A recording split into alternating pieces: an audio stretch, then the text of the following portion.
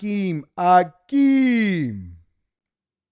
This was him on Meet the Press speaking about why he still is holding out on government shutdowns. Welcome back. And joining me now is House Democratic Leader Hakeem. How did he get this name, Timo Obama? Who gave him the name Timo Obama? Jeffries of New York. Leader Jeffries, welcome back to Meet the Press. Good morning. Great to be with you. Well, it's great to have you here on a very busy morning. I do, of course, want to get to the shutdown. But first, I have to ask you about these developments in the Middle East. Of course, Hamas saying that it will, in fact, turn over. I don't care about all that. This week or in tour till Leader Schumer reopens the government. When is the last time you spoke with Republican leadership? Thank you, Tyler. I'm going to read that shortly. Well, the last time there was a conversation with Republican leadership was in the White House meeting last Monday. And unfortunately, since that point in time, Republicans, including Donald Trump, have gone radio silent.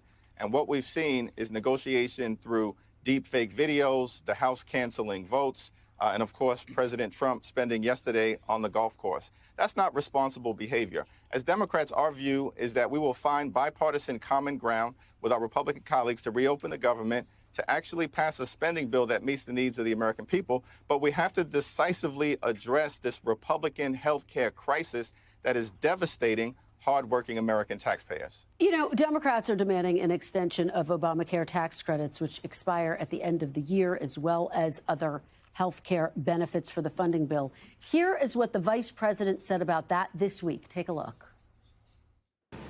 It's a lie told by the Democrats that they're not trying to give health care benefits to illegal aliens. It's a lie that is obviously untrue if you just look at the text that they gave us. He says that Democrats are lying. What is your response to that? Well, unfortunately, Republicans are lying because they're losing in the court of public opinion as it relates to what's going on right now. We are standing. Losing in the court of public opinion.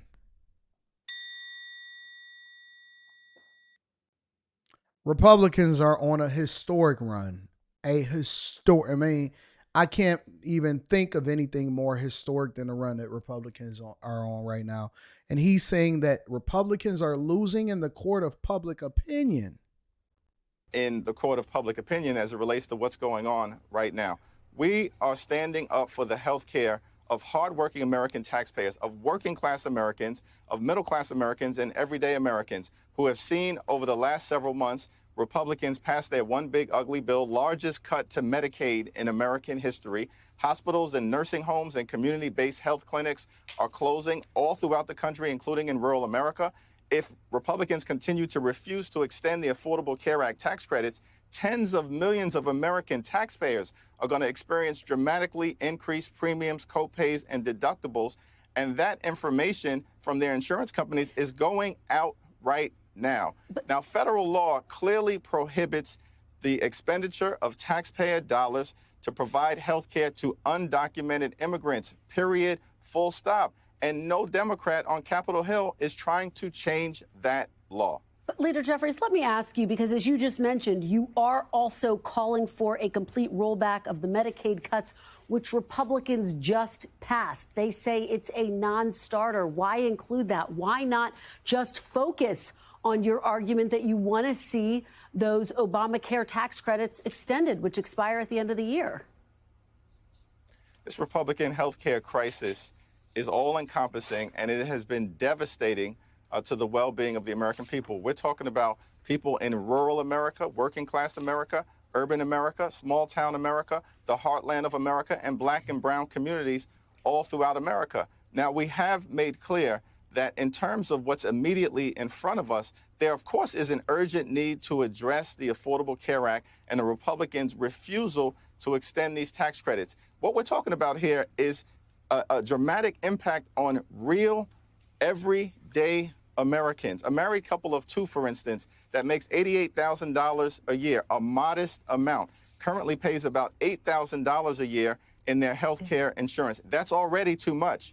But if these Affordable Care Act tax credits expire, that same couple will be forced to pay $24,000 a year. It's unaffordable. It's all cap. It's 100% cap. But I'm going to let him continue, and then I'm going to give you my thoughts after he finishes. Bankrupt them. It will leave them without coverage. And those are the people who we're fighting for. But let me ask you, because you say this is a Republican shutdown, but it's Democratic senators who are withholding their votes on what is called a clean resolution. That means no strings attached, which is something, quite frankly, Leader, that you and other Democrats have advocated for in the past. Take a look.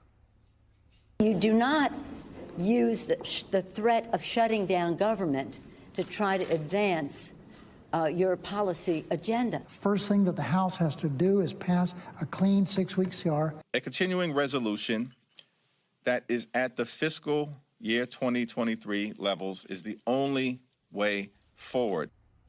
Why not fund the government and debate extending Obamacare tax credits after the fact? They don't expire till the end of the year. Because they are hypocrites and they are doing the exact thing that they blamed other administrations of, and they don't want to concede. And the reality is this: the main thing that they are standing on, and this is the worst part about it, the main thing that they standing on is illegal health care, or health care for illegal migrants. And the biggest culprit of that is California, because they basically finesse in the system and they continue to get money from the federal government, especially when there are hospital visits. Thousands of people did over 20,000 visits, illegal migrants, over to the Denver healthcare system.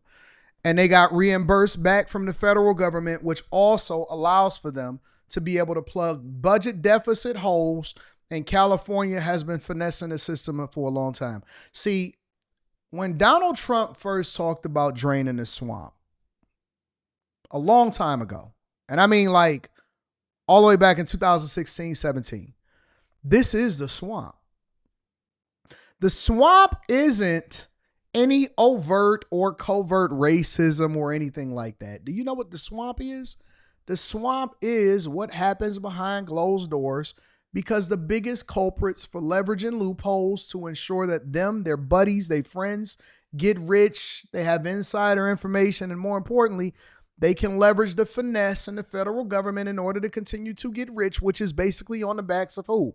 It's not just Californians, it's all taxpayers. We, as taxpayers, pay for healthcare coverage for illegals, especially when they visit hospital rooms to get care and do not have the resources to pay for it. How are you going to pay for it? You're illegal. We're subsidizing Medicaid, food stamps. You know who the biggest culprits of food stamp fraud is? Illegal migrants that's not supposed to be inside of the country. Everything that we do, that they do, we pay for it.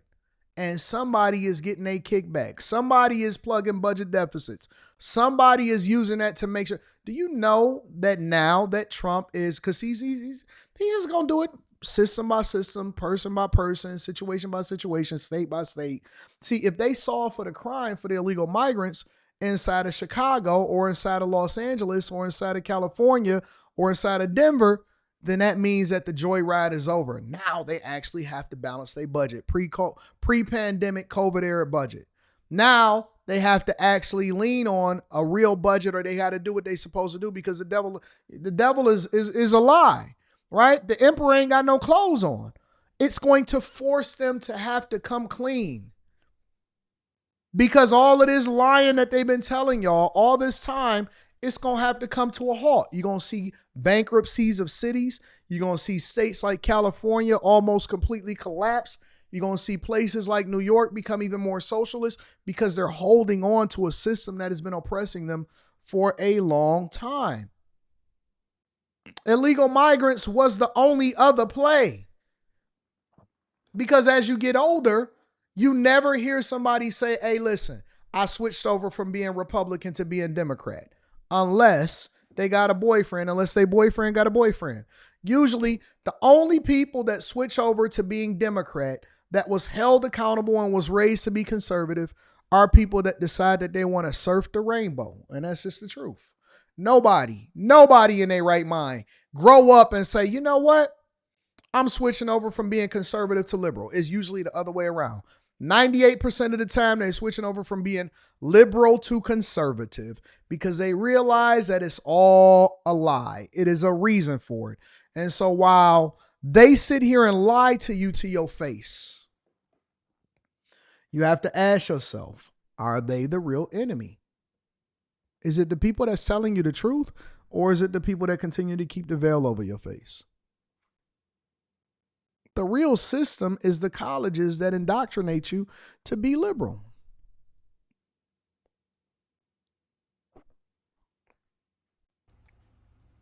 Well, what we've called for is a bipartisan negotiation where Democrats and Republicans can sit down in good faith, reopen the government, pass a spending bill that actually improves the quality of life of the American people in an environment where the cost of living is already too high. Republicans promise to lower costs on He never answered the question. Why won't you keep the federal government open and then, like you suggested, like we all know that you're supposed to do, debate on the floor of extending the Obama tax credits in the future before they expire? That is the way that you're supposed to do it. That's what you advocated for in your previous speeches. How come you're not doing it?